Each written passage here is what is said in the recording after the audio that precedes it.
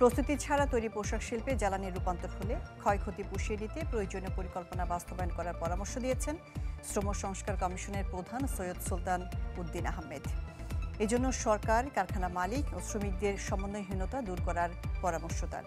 রাজধানীতে safety and rights society আয়োজিত তৈরি পোশাক শিল্পে ন্যায্য জ্বালানি রূপান্তর নিয়ে নাগরিক সংলাপে এইসব কথা বলেন তিনি। বক্তারা বলেন, সরকারের নীতি প্রণয়নের পাশাপাশি অংশীজনদেরকে শ্রমিকদের অধিকার রক্ষায় এগিয়ে আসতে হবে।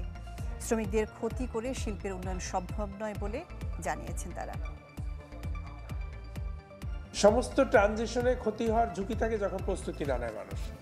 যদি এমন হয় যে এইটার জন্য 10 কোটি টাকা বরাদ্দ আছে, যেটা আমি বললো যে টাকা রিসোর্স খুব প্রবলেম না, তাহলে 10 কোটি টাকা বরাদ্দের মধ্যে কত কোটি টাকা স্কিল ডেভেলপমেন্টে আছে, যাতে করে আমাদের ইয়াং জেনারেশন ওই রিনিউয়েবল এনার্জি তৈরি করার যে সমস্ত প্রক্রিয়াটা, ওই প্রক্রিয়ার মধ্যে যুক্ত হতে পারে।